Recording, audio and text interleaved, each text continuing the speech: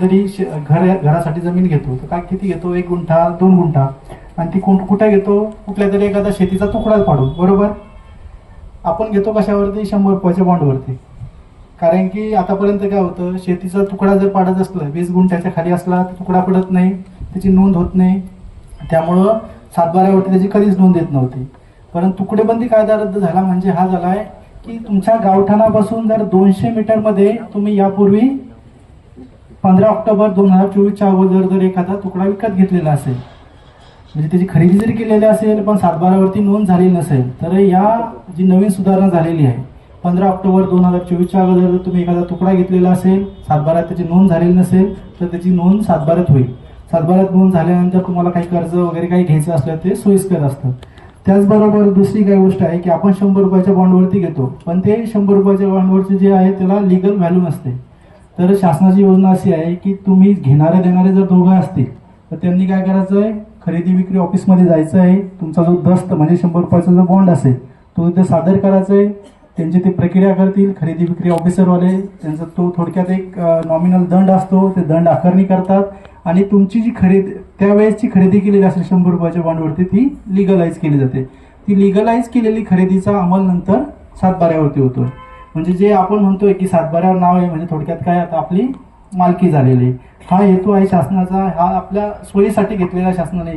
याच्यामध्ये शासनाचा हेतू हाच होता की लोकांनी घरं बांधलेले आहे पण घराची मालकी, जागेची मालकी लोकांकडे नाही आहे, त्यासाठी ती मालकी मिळावी म्हणून हा शासनाने सुधारणा केलेली आहे.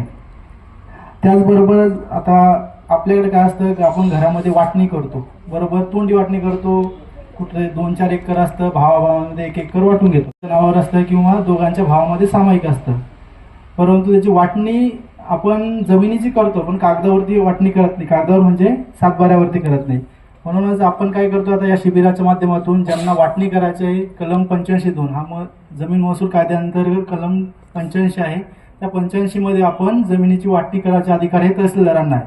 तर आपण फॉर्मॅट पण दिलेले होते, नसेल कोणाला माहिती कसं आहे तर आमचे ग्राम महसूल अधिकारी आहेत, त्यांच्यामार्फत अर्जाचे नमुने घ्यायचे आहेत.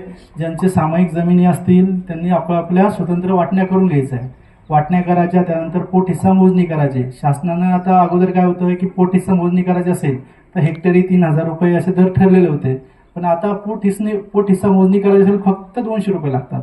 म्हणजे तहसीलदारांनी तुम्हाला आदेश दिला आहे की तुमची आता जमीन वेगळी झाली आहे, तोच आदेश फक्त काय करायचा, तुम्ही भूविभागाला घेऊन जायचा आहे, ऑनलाईन मोजणी फी 200 रुपये भरायची, त्यानंतर मोजणी करून घ्यायची. मोजणी केल्यानंतर फायदा काय आहे की आता आपले जे बांधावरून वाद होतात माहीत नसतं, आता तुम्ही वाटण्या करून घेतल्या, तोंडी वाटण्या केल्या, नंतर कळतंय तो म्हणतो माझा वाटा तिकडा आहे, 2 तिथणी यांना घेतल्या, 2 तिथणी त्यांना घेतल्या, बरोबर बांधावरून होतं ना. तर पोट हिस्सा मोजणीचा फायदा तो आहे की तुमचा नकाशा अपडेट होतो. तुम्ही आपले काय म्हणतो, माझ्याकडे फक्त गटाचा नकाशा आहे, तुमच्या वाटणीचा नकाशा नाही आहे. त्यासाठीच आपल्याला काय करायचं आहे, पोट हिस्सा मोजणी करून घ्या. तुमच्या 7/12मध्ये तुमचं स्वतंत्र क्षेत्र असेल पण नकाशावरती ते अपडेट नसतं, त्यामुळे काय करायचं आहे, 200 रुपयाची फक्त मोजणी फी आहे ऑनलाईन, ती भरून आपल्या सगळ्या क्षेत्रांच्या मोजणी करून घ्यायच्या आहेत. त्यानंतर शासनाचं अजून एक धोरण आहे की आता येणे रद्द केलाय म्हणतात. येणे रद्द केला म्हणजे कुठेही गुंडेवारी नाही करायची, बरोबर. नाहीतर आपल्या लोकांना काय वाटतं की शासनानं येणे रद्द केलं म्हणजे आपण जर गावाजवळ एखादं क्षेत्र असलं तर मी प्लॉटिंग पाडतो आणि विकतो, तसं नाही आहे. तर त्यासाठी रिसर BPMS नावाची प्रणाली आहे. अगोदर काय होत होतं की येणे म्हटल्यानंतर पहिलं तहसीलदार किंवा जिल्हाधिकारी यांच्याकडून परवानगी घ्यायची, त्यानंतर परत TP कडे जायचं, म्हणजे दुहेरी पद्धत होत होती की 2 वेळेस परवानगी काढावं लागत होतं, सगळ्या NOC रिपीट करावं लागत होता. आता तुम्ही काय करायचं आहे, ऑनलाईन BPMS वरती ऑनलाईन अर्ज करायचा आहे, तो टाउन प्लॅनिंगकडे जातो, त्यानंतर जे नियोजन प्राधिकारी असतील, तहसीलदार असतील किंवा SDO साहेब असतील यांच्यामार्फत तुम्हाला परवानगी मिळते. म्हणजे थोडक्यात तुम्हाला लेआउटची परवानगी मिळते.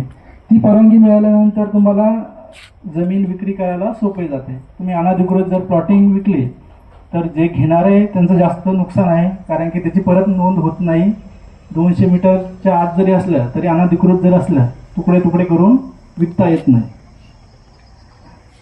आता शेतकऱ्यांच्या बाबतीत थोड्याशा 2 गोष्टी बोलणार की आता आपल्याला माहीत आहे की यावर्षीचं जे अनुदान मिळालं आहे सगळ्यात लवकर कोणाला मिळालं, ज्याच्याकडे ॲग्रिस्टॅकचा ID होता, बरोबर आहे का नाही, आहे ना, की ज्यांच्याकडे